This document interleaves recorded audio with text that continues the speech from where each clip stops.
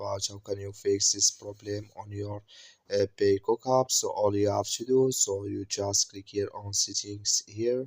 So when you click on settings, it's going to take you to this list. It's going to show for you like this. Then you go down, so you keep going down, then you click here on apps, then come to apps list here, and here you're looking for Peacock app, or just click on search. Then here at Peacock, it's going to show for you like this. Click on it. So then it's going to take you to this list here. Click here on for stop, then you click on OK. Then you go down, just click here on storage.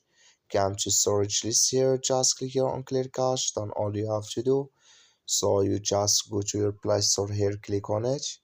Then here you search for Peacock, it's going to show for you like this.